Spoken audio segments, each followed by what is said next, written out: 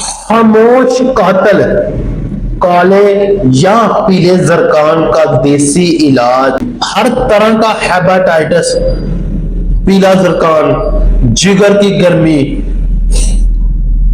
اور خون کی کمی کے لیے بہترین اور مؤثر نسخہ جو آج میں آپ لوگوں کی خدمت میں پیش کروں گا۔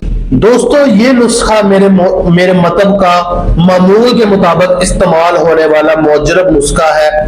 انشاءاللہ میں نے اس سے کافی زیادہ اور الحمدللہ میں نے اس نسخے سے کافی زیادہ کالے زرکان اور پیلے زرکان کے مریضوں کا علاج کیا ہے۔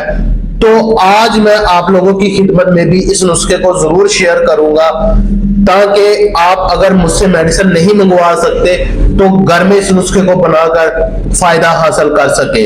تو سب سے پہلے آپ نسخہ نوٹ کر لیں۔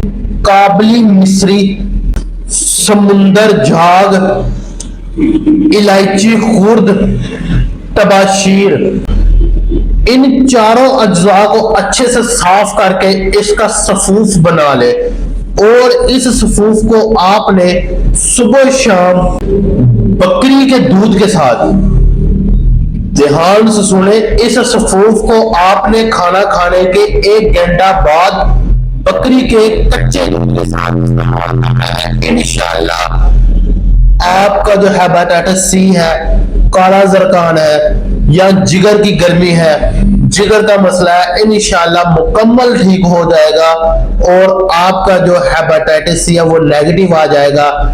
اس نسخے کو اگر آپ گھر میں نہیں بنا سکتے، ہم سے بنا بنایا منگوانا چاہیں تو منگوا سکتے ہیں۔